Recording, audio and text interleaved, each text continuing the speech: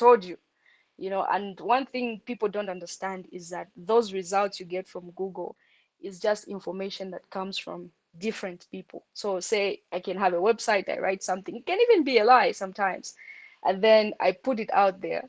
If someone searches for it, they find it, they can actually have the wrong information. But the point here is that the information we access on the internet is found on so many different resources. So, for example, I can write something, right? Put it on my Google Drive, and then I can give you a link to that same file. Then you can access it and have access to that file that I've placed in that folder. So that is how the internet basically works. It's you accessing information that has been shared by so many different people. So that's in a nutshell how this internet we love works, how Google works. So the things you're searching for on Google are actually things that are written or stored or kept by people on different machines. It could be a laptop, it could be a server, so many other places. But that is basically what we do. We go on the internet, we search for information that is found in different repositories. And if I can connect this to networking, it means you are accessing information that other people have put up, and so you are creating a network. And so a network is basically connecting with people for the purpose of sharing certain resources. It could be data, it could be anything, yeah, per se. So from a technological perspective, that is how we can define networking. So the purpose of that is the sharing of that data, and you discover that because of the way the internet is created. Because what we do in technology is that we try to create things that mirror what people are used to in their day-to-day lives. I'll give you an example of probably the icons. I don't know if you've noticed this. Uh, when you're operating or when you're using a certain application, you find that when you go to the home page of that application, the home has an icon that looks like a house. I don't know if you've noticed that.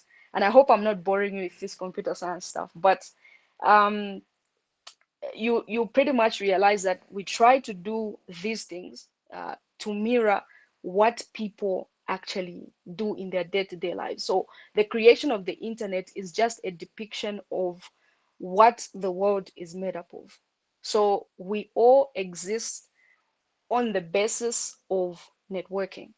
So God created us, and you'd see in Genesis, I love the story, or I love the aspect of creation where God said, man was not meant to be alone, but I will send him a helper. Like all these things that we see, even in ecology, like the ecological, cycle where this has this for lunch, this has this for dinner, and just the ecological cycle of how we survive depending on each other is how basically the internet also works. It's how networking works. So God Himself designed the world to be a global village. That is why in Zambia you discover there's copper, in a different country there's ore, in a different country there's this different stuff, and you discover that white people have their own stuff. Blacks and Indians and all these different races and different places have been blessed with different people. Because if the United States also had the mineral that they use to make laptops, then they won't need the Congo, because the material that we use to make laptops and phones is actually mined from Congo. I don't know if you knew that, but essentially what I'm trying to say is that God has placed different things in different people so that we depend on each other. So I have a voice, another person will have the ability to write. That is why I can write a song, someone else sings it. And that is how God has created us to coexist. So the world itself is an interconnection of people. So no one can survive by themselves. And so that is why networks are important. But for you to establish certain networks, it takes you to be a certain kind of person, or it takes you to have a certain level of value. Because one quality of networking I like is the aspect of value sharing. If I give you something, I can forget you tomorrow. I meet you, I give you a 10 kwacha, I can forget you tomorrow. But you, the person I've given that 10 kwacha, will never forget me.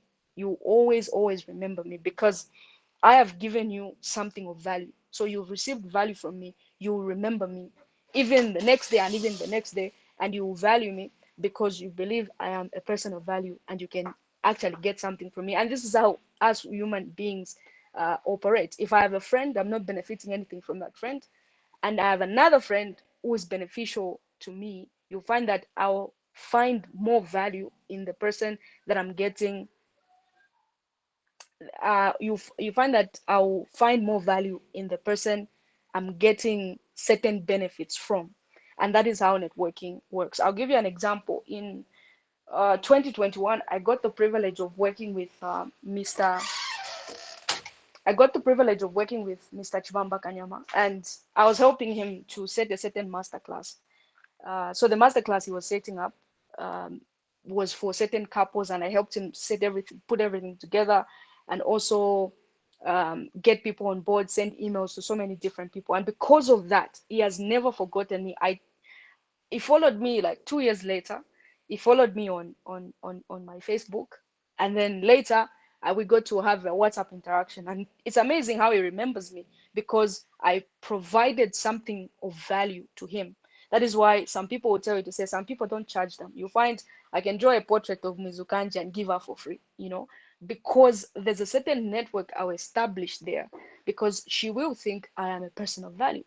So the networks that we try to communicate, I'll give you an example of the person that told me about ChatGPT. He was one of the people I was mentoring at some point, and then he gave me an opportunity. I was in the Netherlands at that point, and he was giving me an opportunity to do something. And he remembered me. He was like, "Oh, I can actually talk to this person." So the people remember people that added value to their lives. And that is why for you to have relevance and for you to create certain networks, you need to attach value to yourself. Because if you have a certain level of value, you create an imprint in people that they will never ever forget. So now, before I talk much about networking, like I said, this topic is very broad because it's touching on certain facets, that master classes on in themselves. So essentially, that is what a network is. So ask yourself, if I met this person today, will they be able to remember me tomorrow?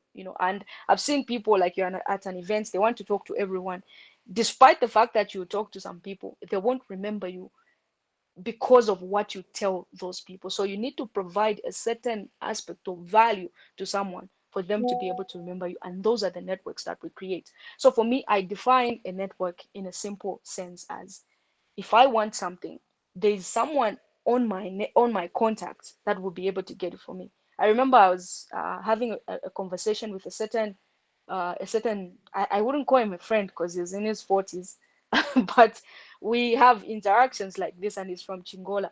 And he was telling me he was supplying a drone to Zesco, and I was like, what?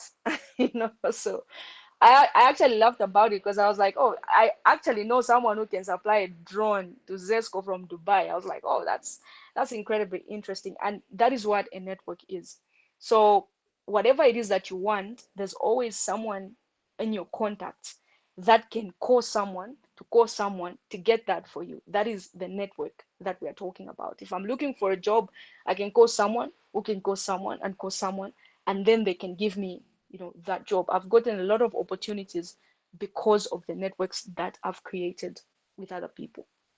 So um, that is why it is very essential for you to go out there and network. And a network should be mutually beneficial. From benefiting from you, I'll never forget you. It's one thing to know people, say, oh, I know this one. We know a lot of people, we know celebrities, we know people, but do those people know you? That is the aspect of the network. Of course they know me, but can they remember you?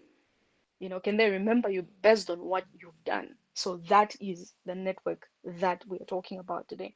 So just to get into now the aspect of networking, um, I'm personally in an era of creativity. So I call this era an era of creativity because you discover that a long time ago it was so simple. It was so simple for you to get a job. You just I know this is cliche, obviously, but a long time ago, I can get a job today. I get a job. I finish my education today. Tomorrow, I'm going to get a job and things will be good. But nowadays, I know the A plus community is made up of so many students that are medical students. And personally, I'm also dating a doctor. And that has given me a lot of perspective into the medical field. So you discover that just because I am in this, in this space and era where we are in this space and era, sorry, where we are in a field, people are happy that I'm dating a doctor. Oh yeah, I'm one of you also. I think it seems at this point. All right, so when you look at this era, we've seen what is happening with the medical community, where people are having a hard time finding jobs, because it's no longer about just studying medicine. It was simpler that time. I mean, it's difficult as it is to do medicine and finish up, and then they've added an extra layer of difficulty, because now you have to do something special for you to get employed in this specific era um, that we're in. So that is basically why I'm calling this an era of creativity, because you can't just be, you have to be something extra for you to get where you want to be. And so that is why it's important to get to add value to yourself. So technology has become one of the things, because I'm talking about technology today. There are so many other things, but for me, I look at technology as a way out for so many people. If you were to embrace technology, I'll give you an example. What we are doing right now, and I say we because we are tech people, and I like to be part of that bracket. I know Zambia is not there yet when it comes to technology, but I got a privilege of staying in the Netherlands and just seeing how advanced their technology is. And so, what we are doing right now in the technological circles is that we are doing what we call, I don't know if you've heard of this, but it's using 5G internet. So 5G is seamless, not the 5G that MTN gives us. No, that's that's not real 5G, but the actual 5G network is so seamless that you can actually, as a doctor, you can operate on a patient remotely. So someone can be in Texas, United States, and then they can operate here, like operate on a patient that's here using that 5G technology, meaning you can mimic, like I said, technology will basically mimic what people do. That's why even robots are able to walk, they talk like people, because we want people to have as much a human experience as possible. So we want to establish a kind of technology where I can operate on you remotely, like a doctor, like Dr. Cartwright and Dr. Veronica actually operate on a person when they are in Zambia and the person is in the US, because of the technology that we're having with the seamless 5G. And that's why I said not the Airtel 5G, because by the time I'm moving my hand here, by the time the machine moves its hand in the US, so not really the Airtel, the Airtel technology, the Airtel 5G, but that is the technology we're trying to implement. And when you look at that, we need a doctor for that, because honestly, I don't have the information to input in that robot for it to know what to do ABCD. So I'll need the knowledge from a medical doctor for me to be able to do that.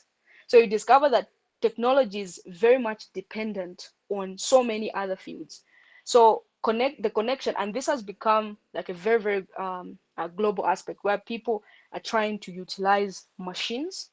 They're trying to utilize medical knowledge to enhance the medical field, and also the incorporation of artificial intelligence and technology in order to be able to do that.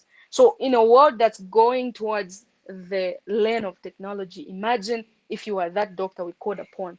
But we can't just call upon an ordinary doctor. We'd want a doctor who has a thing for technology. Like, I'm able to understand what I'm being asked to do, and I can also understand the limitations and the aspects that I can incorporate in that machine. So essentially, for us to be able to achieve this, we need doctors. So the interconnection, this stuff. Who are the doctors? All we know is how to code and program, but then the doctor will give us that knowledge and know-how. So you can be the person that's called upon to do this, or you can innovatively come up with something that is able to do that. But that can only happen if you're able to interconnect and relate with people from different fields. So as a medical doctor, as a medical student, or as a student in any other field, if you can embrace technology to a point where you ask yourself, what are the actual gaps that exist in this field, and how can I fix them by use of technology? Because technology is the order of the day now, and the technology acceptance rate has skyrocketed. A long time ago, people could not even put a profile picture on Facebook.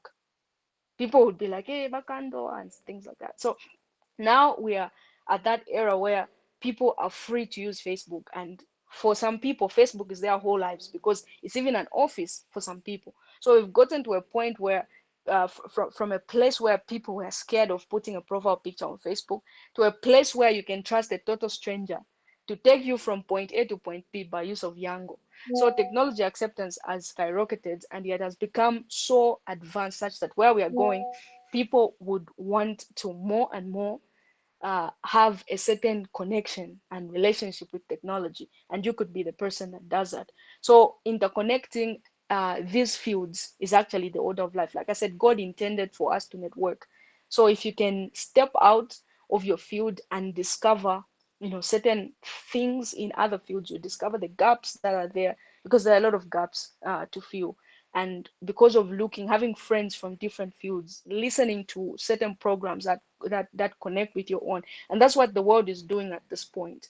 When you look at how ChatGPT works, like from an actual programmer's perspective, it's so amazing. But I don't want to get into that because my time is up and I'm concluding. But all I can say, like all I know in a nutshell, is the world of technology is so interconnected with medicine, and the people that will be phased out, or the people who will lose their jobs to AI or to artificial intelligence or to technology, are the people that refuse to adapt. So if you cannot adapt, then you surely be wiped out, because the whole point of technology is to lessen the workload that people have. That is why we have smart houses, bulbs that are able to light themselves, bulbs that are able to, okay, tell to say, okay, it's now dark, so let me go, let the lights come on. Houses that are, I don't know if you've seen that, you can also watch videos like that and just be in tune with what is happening in the tech world, because you can actually have an assistant basically in your house who does everything. You can even have the floor clean itself. That is where we have reached in technology, and we're going so much further. And so, if you are able to adapt yourself to the current trends of this world by actually understanding so many things in different fields, which is technology as my focus today, you would discover the gaps that exist, and you discover how you can come in and not necessarily lose your job, but just have that understanding of technology and where you can feel and fit in into the bracket.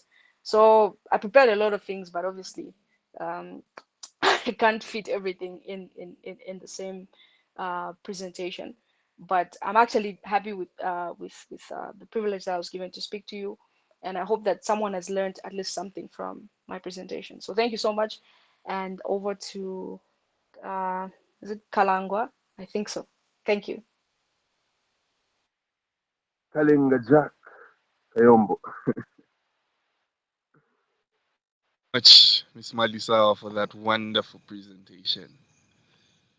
What's interesting and intriguing about this is how you delved in depth with regards to your faculty and how networking, has been of value to you. And basically, that was our goal as a foundation. It's bringing different people from different walks of life together on a platform to discuss issues that impact more than anything else our lives and foster a positive change in our lives. Ladies and gentlemen, we're at, well, yet another interesting point in time. This time around, we get to bring to you our second presenter for the evening. The man who will be speaking to us in a moment's time is a medical doctor by profession, an entrepreneur, a public speaker, a personal development expert. Not only is he a personal development coach, but a personal development expert, and a Christian by religion. By show of your reactions, by clapping of hands, allow me, or rather, help me welcome Dr. Cartwright Livanda.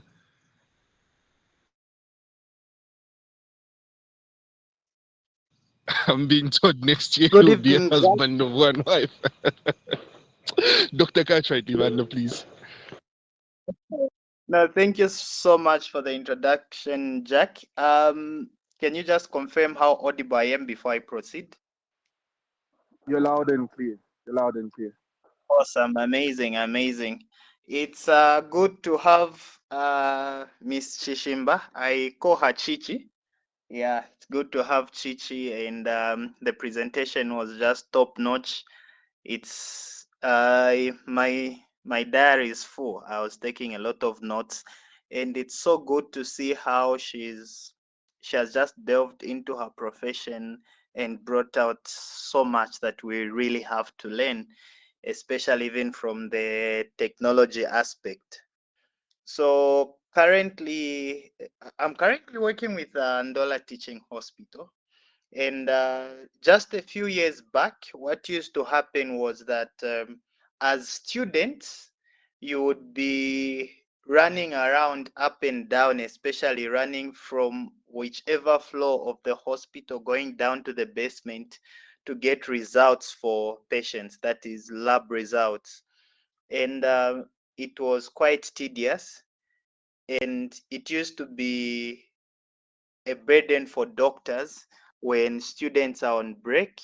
Maybe they're on whatever recess or they're writing exams, because the doctors would have to run up and down by themselves going to the lab to get results. Then someone, I won't mention the name, goes to some country, and one of the top people, and interacts, networks with people in the ICT sector, technology department. He comes back with an idea. And today, what happens is that every medical doctor, you just have to go to the ICT department. They feed in details, you sign a form of confidentiality, they put an app on your phone, and you can check a patient's any patient's results from wherever you are remotely, just on your phone, which has taken away the burden of you having to go down to the lab, having to call the lab.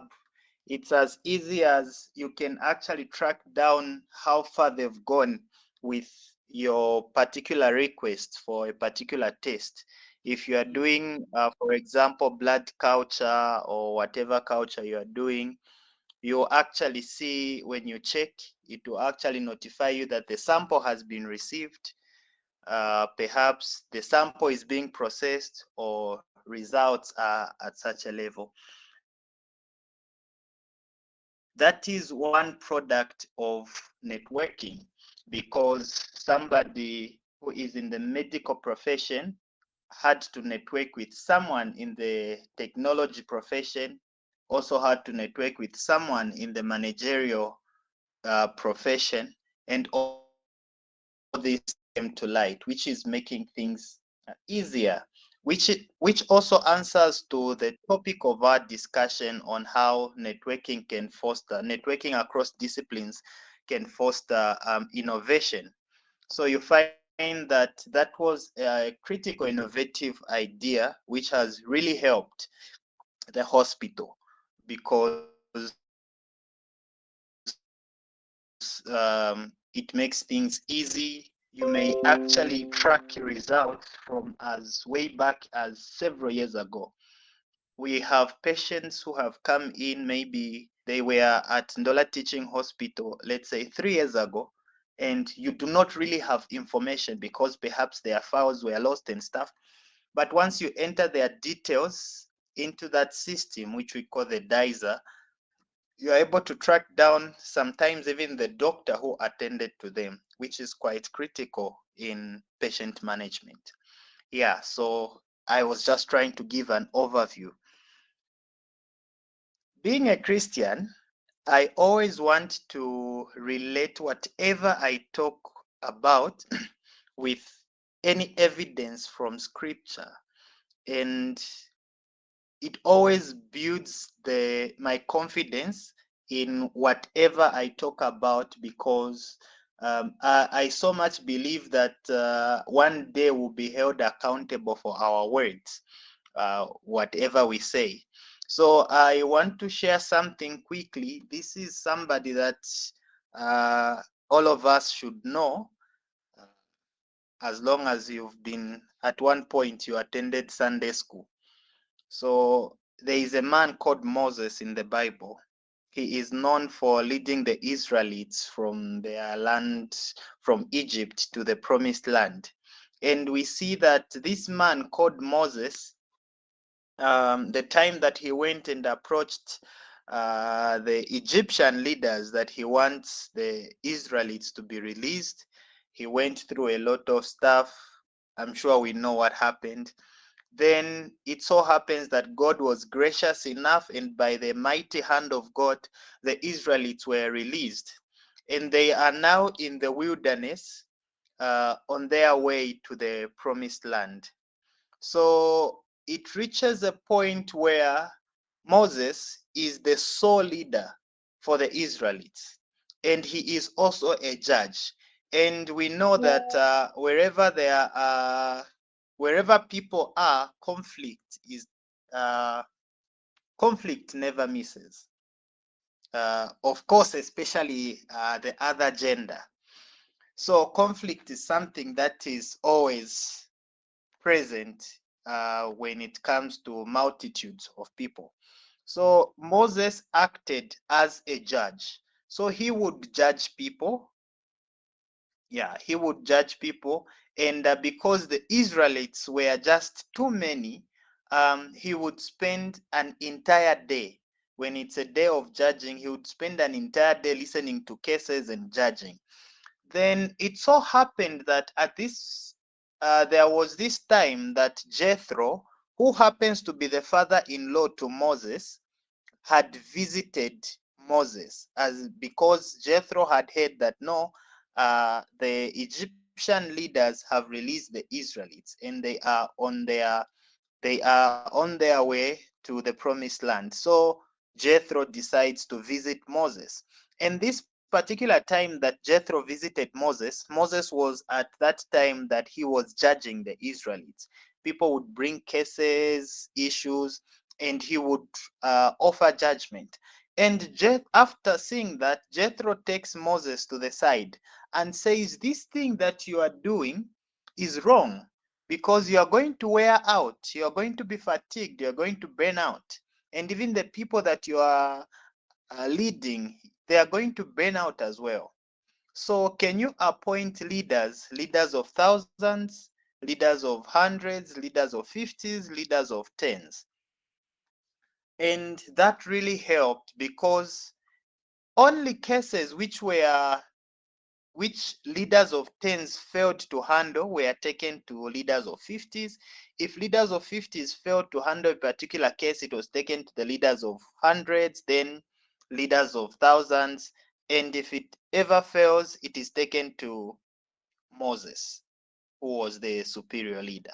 From this, I realized that this is also a form of networking across disciplines. Moses is a prophet.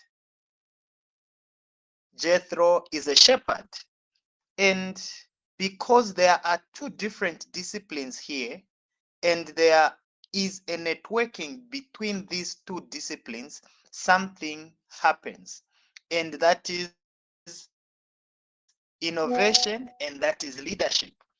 It is because of that very act of networking across these disciplines, that is what fostered that leadership capability for Moses to be able to lead that number of people.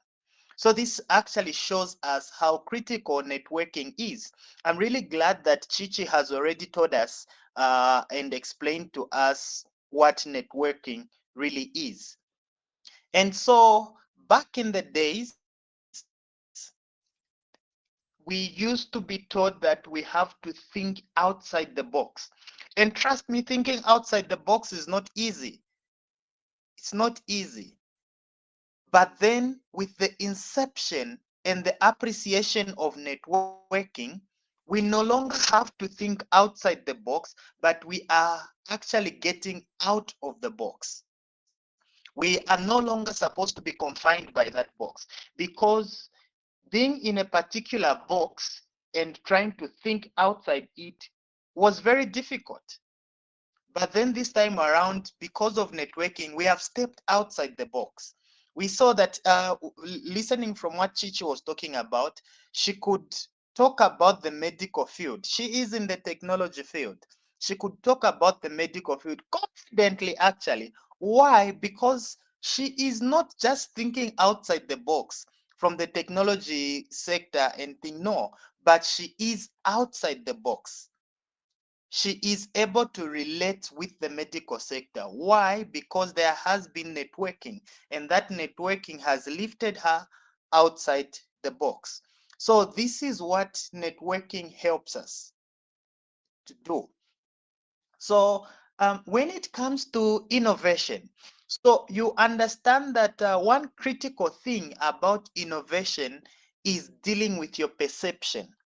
You see, when you are looking at, for example, people who invent particular machines, it's because their perception has been triggered in a way that they understand to say that life can be made easier if we have an excavator. We won't need 1,000 wheelbarrows. We'll just need this one machine to do A and B. So these people have had their perception has been tailored in a particular way. So remember that perception is critically influenced by our environment. Perception is critically influenced by our environment. So what this means is that for people to be innovative, they need exposure to particular environments. They need exposure such that their perception can be redefined about different particular matters. This is why we need to network with different fields.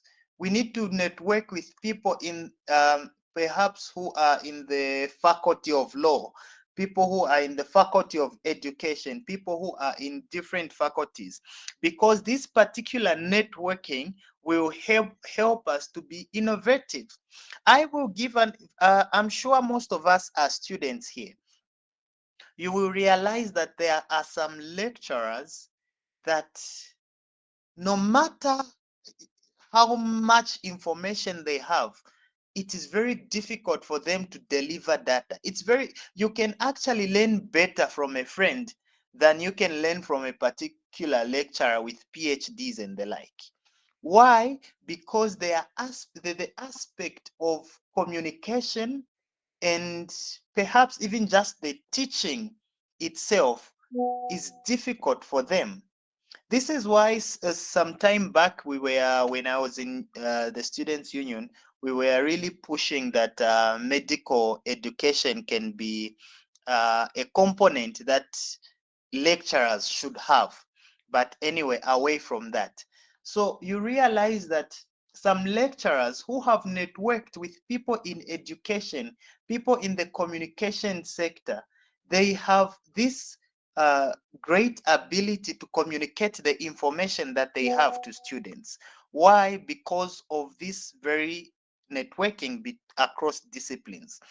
The realization that networking helps us to be innovative has actually triggered a number of things. I was almost going into politics, but then allow me just to make this point. So we see that in countries we have presidents, we have leaders. So you have a president who perhaps has no idea that um, okay, I'm not being political, but allow me just to make this point. I'm currently rotating in orthopedics. So orthopedics is one of one of the most expensive disciplines in medicine.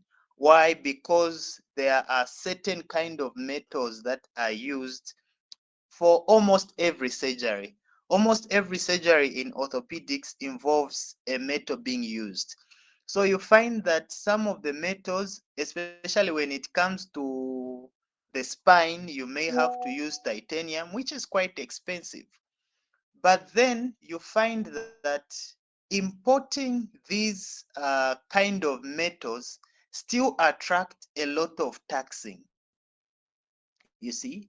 But then, if at all there is critical networking, especially in top leadership, you will find that there will be realization that such products do not actually require taxing because it is expensive on the very citizens that you are leading. Trust me, I'm not being political on this, but I'm just trying to highlight something that is critical when it comes to networking. So you find that leaders that do not network actually fail to lead because leadership is vast and it requires a lot of disciplines for you to be able to actualize what leadership truly is. Well, my time is almost running out, but I want to make some few points before I close. So this particular time, I met this friend of mine. We became friends anyway. Yes, he was a colleague then, but for now, we are friends. He is an economist from South Africa. He's Kenyan, but residing in South Africa. So the time that uh, we met as student leaders by that time, and he came to learn that I was a medical doctor, by then a medical doctor in training. And he now introduced me to something uh, that could be life changing. By then we were in South Africa. So he tells me to say, uh, you being somebody who is able to communicate, you have the ability to communicate well, and there are doctors who try to shift maybe from China to the US, China to Europe or India, from nations which solely do not use English as their primary language. And these medical doctors have challenges learning English from non-medical doctors because there are certain terminologies that really require a medical doctor to translate.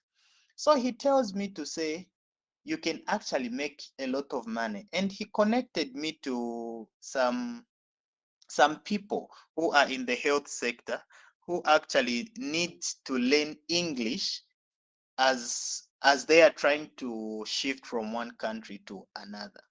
And it's quite lucrative. I tried my first lecture while I was in South Africa. The time I was in Zambia, unfortunately, the app, I don't know, the platform which they use to teach, I was notified that our network, my internet was so weak that they could not allow me to teach. And the teaching I did while in South Africa, it was a trial, so I wasn't paid. But I was able to see that I could make as much as about $20 per session. That is a 25-minute session.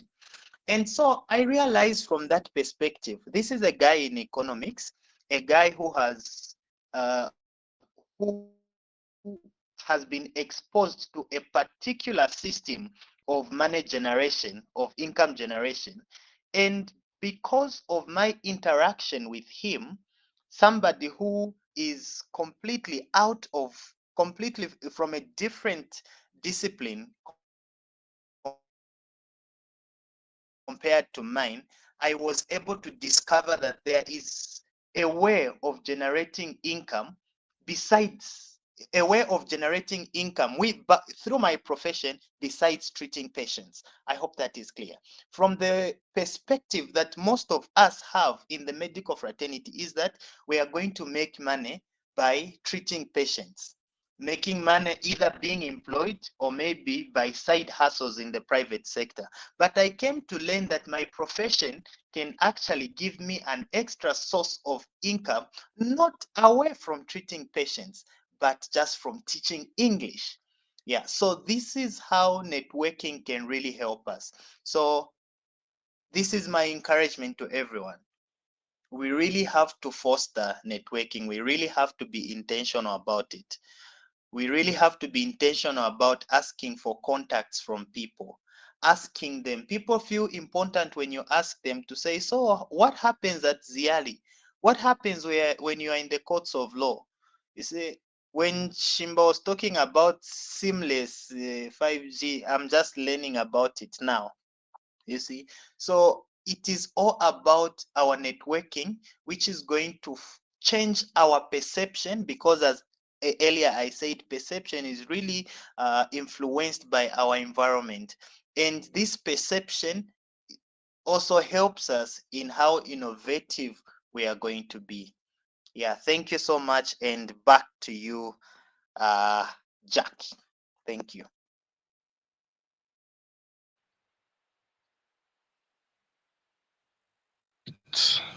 Thank you very much, Dr. Livanda, for that in depth. Ladies and gentlemen, it's discussions like these that the Year Plus Foundation, or rather, it's because of discussions like these that these webinars are organized. It's because of personalities such as the ones we've had today that we meet in this manner and discuss issues such as this. At this point in time, if you have any questions, just kindly type them in the comment section, and then I'll be able to read them out in no time to our presenters. So just kindly indicate to which presenter you're addressing your question to. If you haven't already, now's the time. If you haven't already gotten in touch with us via our Facebook platform, our YouTube channel, where we've uploaded quite a number of sessions that we've had from January up until this point in time. We've had podcasts about quite a number of issues. We've discussed a number of issues from the first quarter up until the fourth quarter of the, even as the A Plus Student Foundation. While working on the words, and just to add on what Dr. Livanda made mention, one woman stated that back in the day, the Bembas would say, "Umwana shenda atashani no kunaya," but in our modern day and era, the literal translation of that is that, gone are the days when we'll be confined into in the walls of our households. Now more than ever, we have to, move around and look at how others do things, how the world functions from the perspective of others. All right, I have a question that has come through directly, and this one is from my inbox. This one goes to Miss Malisawa. Okay, this colleague makes mention, I'm a medical student in training, and one thing I have gotten from Miss Malisawa is that she has been able to interact with personalities from different walks of life and different professions. What from her experience can you say has been of great value and importance in helping her get to a point where she interacts with all these individuals seamlessly? I hope that question is loud and clear.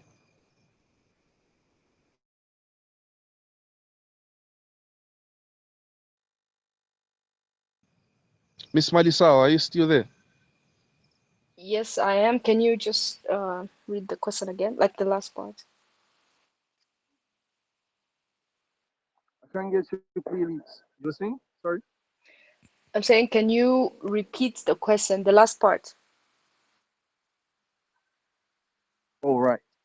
The last part of the question states, what from your experience To interact with people from different uh, walks of life, professionals as it were, seamlessly.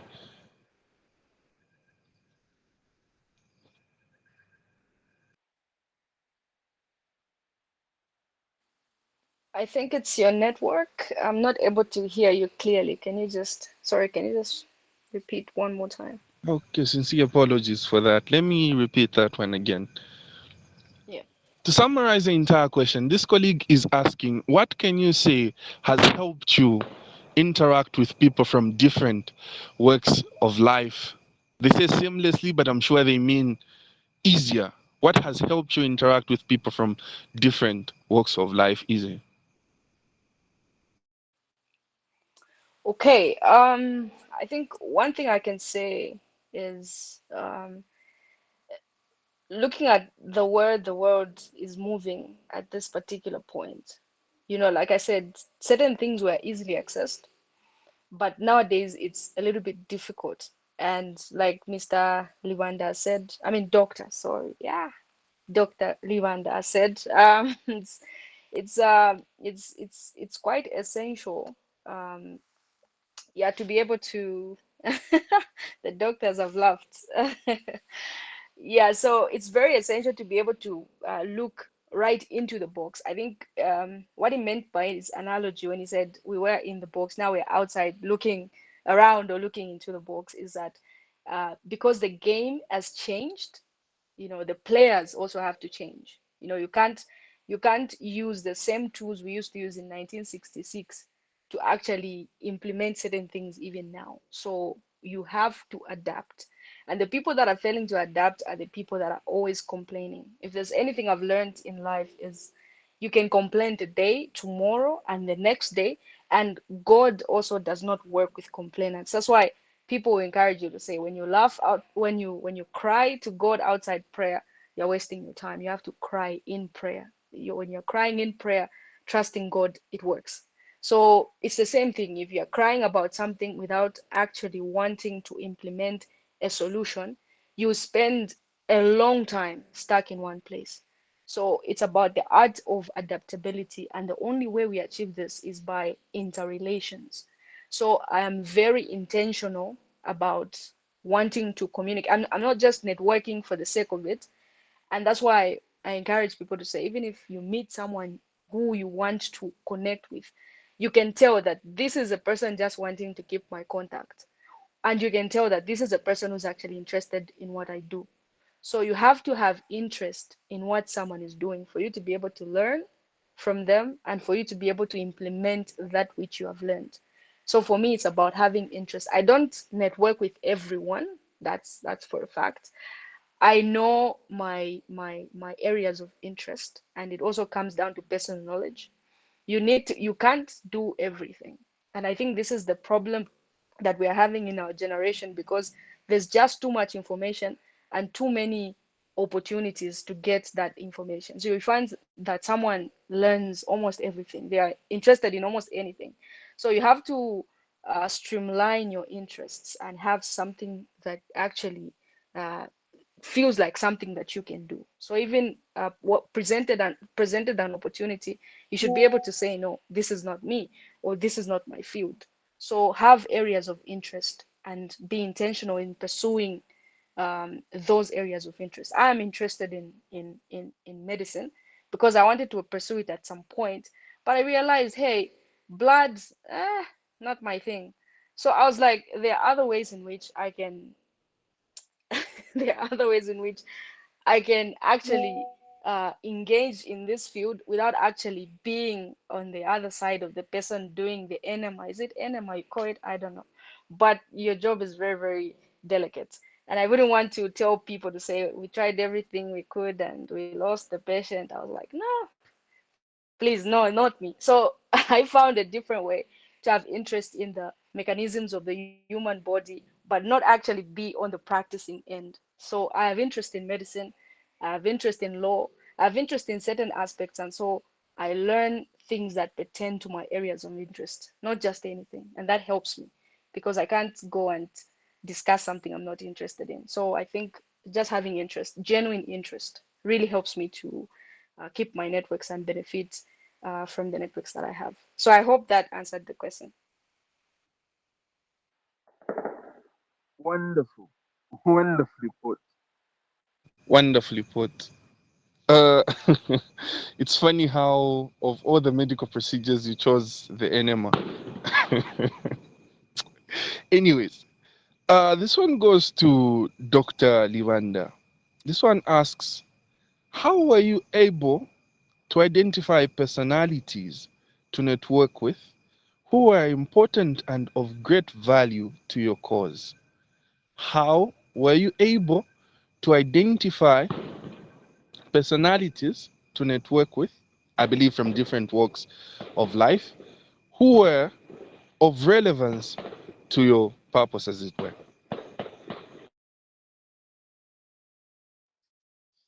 That's a very, very good question on how you identify the people to network with.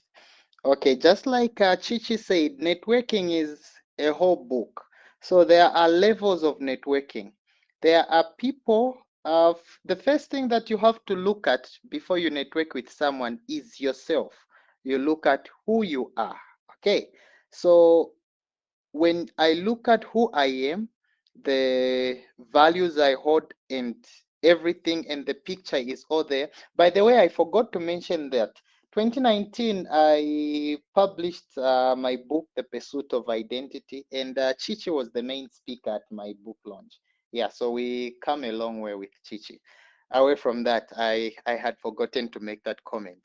Yeah, so you look at yourself, you look at your values, then after identifying that, that's when you make the decision to network. Now, here is the thing. Networking is in different levels. There are people that we network with in the background. We don't want it known publicly that I'm networking with that one. Why? This could be because of some of the values they hold, some of the perhaps the public identity that they have. You see, today I'm a man of God. I'm a person of prayer. I'm a Christian, sold out to Jesus. And perhaps if I want to get something from someone who is non-Christian, who is an atheist, perhaps, I don't want to publicly network with them. You see, I want to network with them, but at a certain level that will not hinge on my identity as a Christian. Because you may find that you are networking, of course, perhaps in the business aspect where you want to get something from them, but then that ends up crowding your entire identity as somebody who is A, B, C, D, E. Of course, it doesn't really matter what people say, but it matters. Okay, so there are levels of how you network. So the first thing is that you you look at yourself, you look at your values. This is who I am. And once you identify that, it is easier to network. You say, okay, what I want from person A is this and that. What I want from such a person is this and that. And it's not always about what you want from them. Sometimes it's what you want to give them because you've identified that, oh, that person has potential in this. If I'm able to share this with them, they can develop to such a level. So it all starts by looking at yourself. Then you look at the person. Then you now calibrate on how you are going to network with those particular people. Because some people, it's just that once you network with them, a photo, you publicly put it that me, I interact with such a person, you see how much people you are going to draw to yourself. Of course, that can be a bit selfish, but that is what networking can be about at times. But so networking, there are different levels of networking. There are different ways of networking. It goes in how you network, maybe not secretly, but in a way that is not really as public. Yeah, so that is what I can comment on that. Look at yourself, then great. All right. Thank you very much, Dr. Divanda. I'm sure that's loud and clear. This one goes to Miss Malisawa, and it's from Mulea Malumani. He asks, what advice can you give us, in brackets students, to help us fully benefit from technology? What advice can you give us as students to help us fully benefit from technology?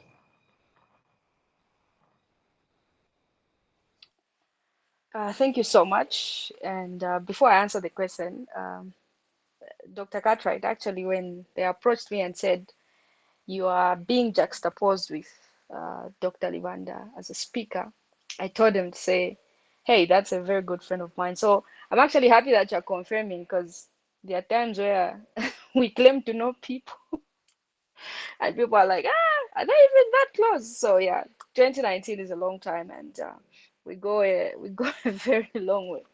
So thank you for that, Doc. Thank you so much. So now to answer the question, so the thing is, we are the people, like we the people that created the internet are the people who also are in charge of the technology. So that tells you to say there's an abundance of technology out there.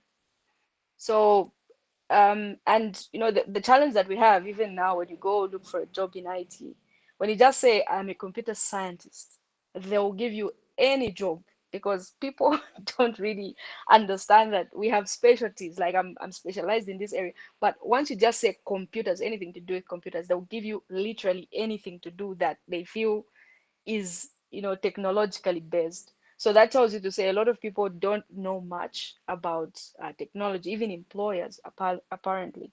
So that is why it's very important for you to understand the framework of computer science, that it's not just about like in general. It's more like the medical field as well. Like when you look at the human body, of course sometimes you learn the whole human body, but then there are certain things that you specifically focus on as a doctor at some point. So for us, that's in a way that's how it is. There are certain things in general, but there are things that you are actually focused in because it's a very wide area. So for you, you have to understand the actual framework of the technology. Like where can I for because we have a lot of things that are going on now. We have machine learning, whereby I'm sure you've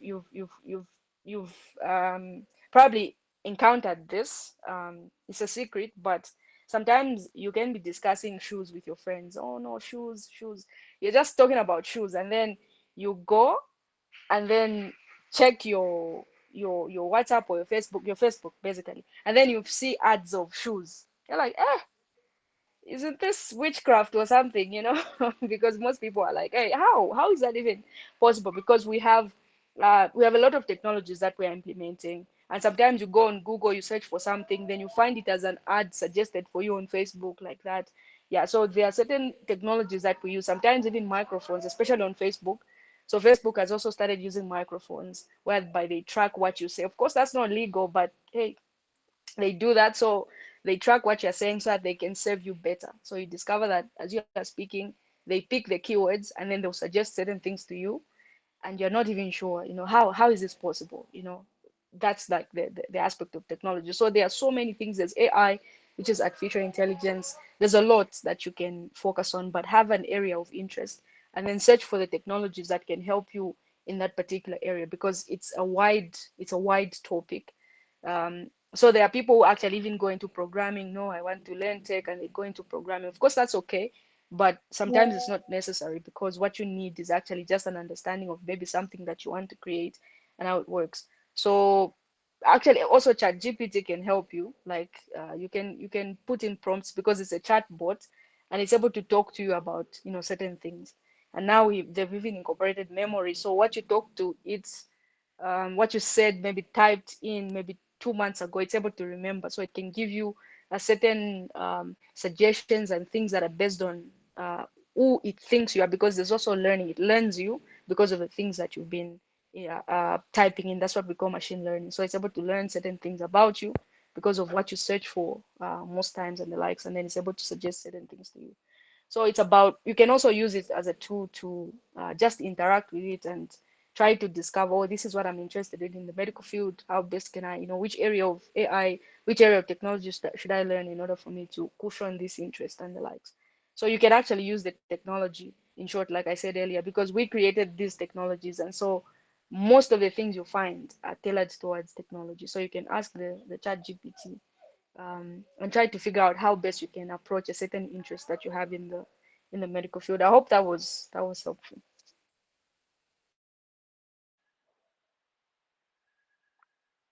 Comment box, you can see how impacted people have been from this session. And the questions keep coming. This one goes to Dr. Livanda.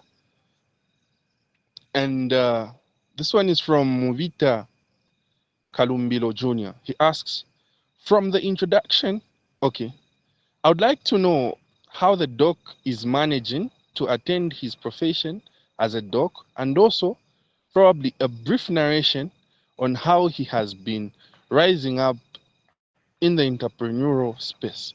So basically, this question, Dr. Livanda, comes from a medical student, and he's asking, how have you been able to manage being a medical doctor as well as incorporating the entrepreneurial aspect of things? While you're on that one, there's another one here for you, and this one reads: as a Christian, how do you actually manage your networks with non-believers? So you can address the first one and then follow it up with the second one. Oh, great, great, great. Just a quick one. Something that Chichi said about this, where they can track, is it over Facebook or whatever these platforms, they're able to pick some things, maybe keywords, and you find them as you search. Could it be the reason why maybe Filiana can have a baby, then you go on internet, you find the memes that are just talking about that? Anyway, but yeah, I've experienced that. Anyways, the questions are very vital, the ones that have been asked. How I'm managing. Uh, it's all about finding, number one, the inspiration and also the drive. One of the things is the need for money. Trust me, being broke is not something pleasant. We all know what the Bible says about being broke. No respect for the poor. Words of a poor man are not considered. That is scripture. And the moment when a poor man is being respected, there is something, meaning scripture is being broken, they say. Anyway, so that is part of the drive, because we understand that there is need for a lot of streams of income. There is need for financial stability. Lack of money, in most cases, is the reason for compromise in a lot of things. So if you want to stand on your values, one of the key things is that you need to be financially sound. Most decisions, crazy decisions that we make, as a result of being broke. We see young ladies in schools, in universities, selling off their bodies and stuff. It's perhaps they don't even like that, but it could be also as a result of being broke. So managing the profession and also the entrepreneurial aspect is firstly finding the drive, the inspiration to do that, and also networking. I think for me on the entrepreneurial sector, it's mainly because of how I network, of course, with my fiancée Veronica, who happens to be my boss when it comes to the entrepreneurial aspect, because I've networked with someone who has a very tremendous drive when it comes to entrepreneurship. Yeah, then the follow-up question was is talking about managing to network with people who are non-believers. Well, we have to understand this point is that back in the days when I was starting my Christianity journey, I actually thought that the scripture, when the Apostle Paul says, do not be equally yoked with unbelievers, I thought perhaps we should not talk to them, we should not interact with them. But then you realize that it is the same scripture which actually tells us that the wealth of the Gentiles, or rather the unbelievers, the people of the world, belongs to us. Now, if we do not interact with them, how are we going to get that wealth? So how I interact is just like I answered earlier, it's about knowing my identity first. I think the first thing that I always want to do is knowing my identity, because I remember one of my close friends the other day was it was something that they call maybe a lazy day. Yeah. So he tells me to say, this other doctor friend of ours wants us to go. Okay, there's this doctor friend who is not really close to me. So he tells a friend of mine who is close to me, saying, tell Cartwright that we should go out signature and have some drinks and the like.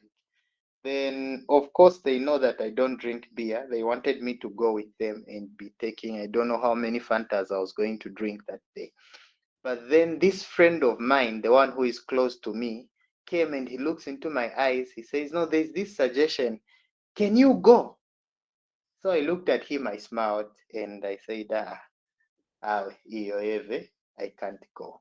So how you manage that? From that experience, I want to tell you that this person asked me in a weird way, and he was actually frowning on his face, asking to say, "Can you go?"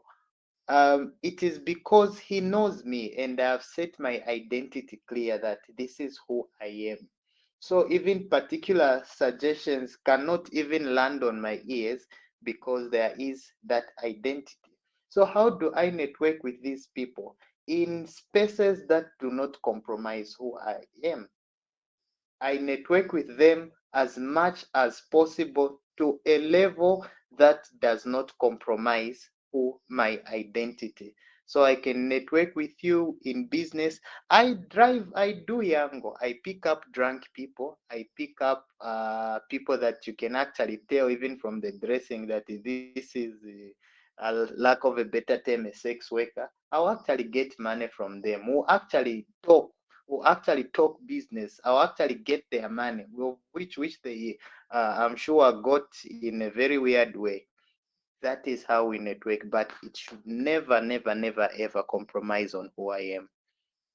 And by the way, I'm just happy. Sorry, I'm taking too long, but I'm just happy. But I should also acknowledge a good friend, Dr. Nsokolo. He's also on the platform listening to what is happening, Dr. Vunzia Nsokolo. Yeah, thank you. Irrespective of what you do, it should never. With who you are. I love how you make emphasis on the fact that you have to understand who you are. There's quite a number of questions for Miss Malisawa, so I'll read them out at once and then you can respond uh, to all of them at once in the best interest of time. All right. Chimwamwe Mwale asks, what strategies do you use to maintain and nurture your networks? That's the first one. And then, okay, this one comes from John. He asks, you mentioned earlier about creating value within for us to make meaningful connections. Okay, what can you say are some of the things you have done to create value within yourself? I'll read that one again.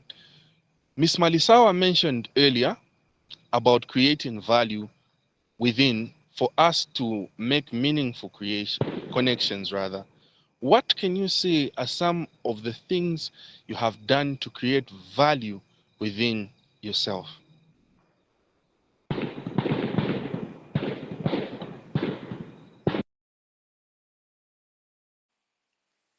Thank you so much. And in light of confirming my friendship with Dr. Cartwright, I'd also like to acknowledge the presence of Dr. Patrick Nsokolo. He's our mutual friend and he's a very, very wise person. I'm actually shaking to know that he's here. So thank you, uh, Dr. Patrick, for being with us this evening. Okay, so to answer the question, I think the first question about how to nurture your networks, if I got that right, um, I think this is a very important question because a lot of people don't know uh, how to nurture the networks that they have. For example, you can't have the line of a president and ask him to like your page. Like you know, I encounter such people. Like you're at an event, you meet someone, and then they send you a message to say, "Can you kindly like my page?" and everything like that. I think um you have to know specifically what a certain network is for, and there has to be a lot of respect for the networks that you have.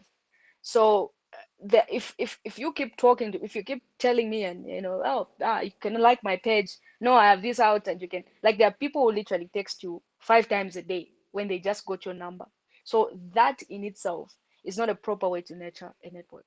Like, reserve people, you should not be, the more you talk to me, the more I think, probably this person is only, coming through because, there'll be a moment where you need me for real, and then I'll not be there for you. So it's very important to know specifically what you can interact with a person about. So for example, after this, you get my contact from John, and then you ask me to like your page. I don't think that's a professional way of taking it. But if you ask me to say, oh, I heard you say this, how best can I do this? I'll be able to help you. But there are certain things that you don't do to certain, or with certain networks that you have. For example, I can't be calling Dimisani and telling him to say, no, I have a page, like my page and everything like that. I'm using this because a lot of people do that. So once you have a contact, reserve it for important information. Reserve it for important tasks that you actually need. There's that story we used to know a long time ago where there was a boy shouted lion. He would shout lion, lion, lion, and when, as a joke, and then when the lion actually came, no one listened because he had already used up his people had already used up their tolerance for him because they were like, oh, probably it's a joke again. So it's very essential for you to know where the networks fall. So respect your networks and don't give out their numbers anyhow. I have someone's number. If someone comes to me, I should first confirm. But if it's not important, I'll just tell them to say, hey, I can't share that person's contact. That's it. Because what people do is, the first thing they'll say is, oh, are you Dr. Patrick? I got your number from Dr. Cartwright, and that conversation goes. So you are also jeopardizing the relationship the other person shares, um, with the person in question. So you have to be very respectful of your networks and make sure that you utilize those networks when it's necessary, and not necessarily all the time texting them 3 times a day. They'll actually, some will block you and some will think you're not serious. So it's very important to respect the people that you consider to be your networks. And then for the second question, where someone was asking how I have added value to myself, I think one thing I'll say is, there's something that I used to find funny when I was in high school, where you'd find someone exchange salt for God. Like, we used to do that here. Someone gives you salt. The barter system of a long time ago. A sack of God with a sack of um of salt. It's very funny right now, but I got to understand one thing about it is that something's value is dependent on how abundant it is. For example, if God grew in your backyard, it wouldn't cost anything. Imagine the rocks that we see. If you can see the rocks outside your house, the stones that we see, they're not valuable because I can go at my neighbor's place and ask for the rocks and they'll give me. Same thing with salt. It's so abundant. But people from that era did not realize how abundant salt was. And so it was equated to God, when in actual sense, God is less abundant than salt. And so you find that certain things like diamonds are hard to mine, difficult to find. They're not the, of course, the people say, oh, they are precious and all these things, they have these carrots, but you discover that the most important reason why a certain thing is important is because it's not abundant. If there's only one type of thing in the world that looks exactly like that, then people would find it to be very, very valuable because it's rare. So what I do personally is, after understanding this whole um, the whole phenomenon of rarity, rarity being rare, I got to understand to say, if I do exactly what Dr. Veronica does, people can call Dr. Veronica in my place. But if I do something different, when they have Dr. Veronica, they can also consider me. So I told myself I need to be rare. I need to be someone who's not seen, who's so rare that they haven't seen me before. And some of the things I do, I'll give you an example. When you invite someone, they'll talk about business. I'll talk about business with, coupling it with my Christian stance, because I realized that, hey, this is in the Bible. So when people call me, they know I have a certain unique perspective to things. And so they know that when we want to do this, who actually call her, because she's the only one who can do this. She's the only one who can speak this way. So personally, I've made it a mandate to be myself. I'm always myself. I always speak like myself, and I always find value. So when I was preparing for this, for example, I didn't want to look at, what other people have said about this topic. I wanted to know like what is God saying? What is it that I've noticed according to the things I've done and things I've experienced? How is it that I can put this topic together? Because I want to bring out that uniqueness from within myself. So I've discovered that whenever I go to speak somewhere, I'm not going to speak exactly the way someone else spoke. I'll speak in my way because that's who I want to be. So we can learn from other people, but we should make sure that our value is unique so that even when we go out there, there's only one you, there's only one Kalenga, there's only one Movita, and people will be able to appreciate that about you. So I think that's all I can say about this. Thank you. Be rare in everything that you do. Be rare. I love how, irrespective of how diverse this conversation has been, the two speakers that we have brought to the platform this evening have spoken to us about it. An issue of networking, and one thing that cuts across the borders is firstly understanding who you are, so that even as we network, we know the right individuals to tap into, as it were. And above all else, be rare and make sure that whatever it is that you indulge in does not affect who you are as a person. Thank you very much, Miss Malisawa, as well as Dr. Livanda, for coming through and interacting with VA Plus Student Foundation. These are the kind of conversations you would want to go on and on and on, but unfortunately, time isn't our best ally. We're looking towards a time when we can have these conversations seated and delve into these discussions, have these in-depth talks about these issues so pertinent unto our life and our very existence. At this point in time, allow me to call upon the foundation president who will give the closing remarks, and then on the other side, I'll come around to wrap it up. All right, thank you so much, Kalenga, and thank you so much to our two presenters, Dr. Cartwright, as well as Ms. Chishimba Malisawa.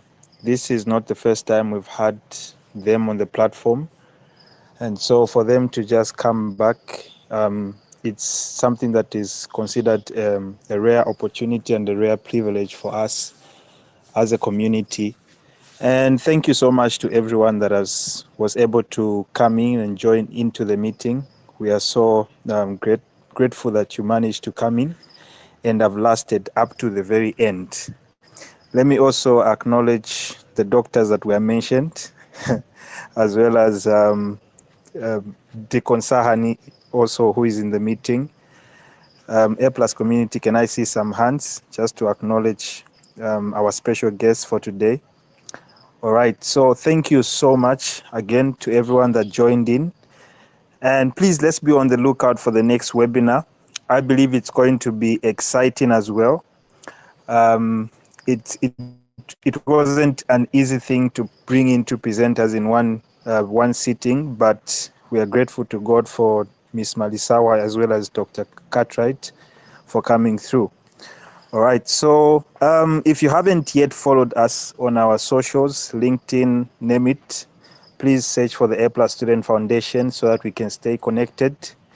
The community group is there, so just text whoever that you can who is linked to the A Plus community, and then we'll be able to come in and connect together.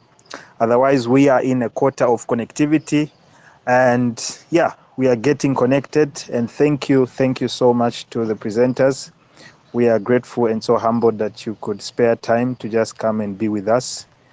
All right, thank you so much. Over to you, Jack. Wonderful. Thank you very much once more to the presenters, as well as each and every one of us that found time to be here. We started with a word of prayer. Allow me to close in a word of prayer. Spirit of a living God, we thank you for your grace, for your love, for your mercy, that you have facilitated that we may meet in this manner. We thank you for your chosen servants that have educated us, enlightened us on important aspects which will enrich us for the fulfillment as well as the enlargement of your kingdom. It is through your Son, Jesus Christ, that we have prayed with thanksgiving in our hearts. Amen. Ladies and gentlemen, please be on the lookout for our next segment. We'll have yet another interesting session. And just like each and every session that we've had from January, this time around, we're ending the year talking about connectivity. So be on the lookout. I'll hint you on something. We'll bring in 2 speakers again in our next program. And until next time, I've been your host, Kalenga Jack Kayombo. See you in the next webinar. For now, it's God bless and bye-bye.